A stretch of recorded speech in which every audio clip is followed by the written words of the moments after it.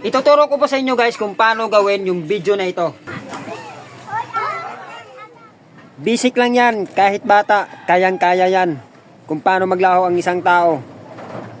Napakadali lang yan guys. Tara, let's go sa CapCut. So, open natin yung CapCut. Pagkatapos, new project. Pagkatapos, hanapin natin yung video na ginawa natin. Tsaka add. Add natin para mapunta na yun sa CapCut. So, ayan na.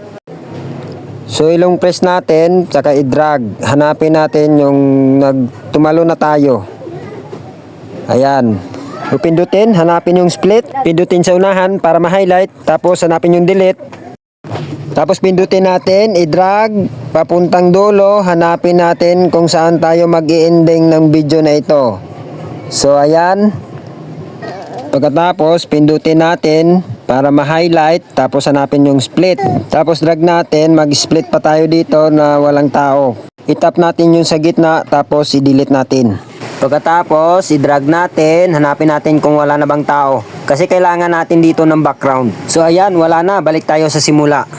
Uy, naunsa man ko diha nga naglupad-lupad man ko diha man. So pagkatapos, pindutin natin para ma-highlight.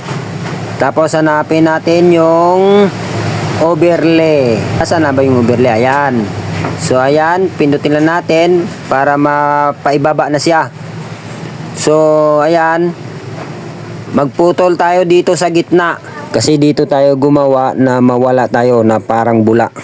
Tandaan nyo lang guys ang mga step ko dito. So magputol tayo dito, hanapin natin yung split. Pagkatapos, maglagay tayo ng diamond. Ayan o, yung diamond. Nan. Tapos sa dulo, maglagay rin tayo ng isang diamond pa. Pagkatapos, hanapin natin yung opacity. Yung opacity, nasa na ba yung opacity dito? Nasa na yung opacity? Opacity. O ayan. So ayan. Drag lang natin. Back to 0 yung opacity. Tapos check pag okay na. So ayan. I-tap natin sa itaas para ma-highlight. Tapos i-split natin. And then delete.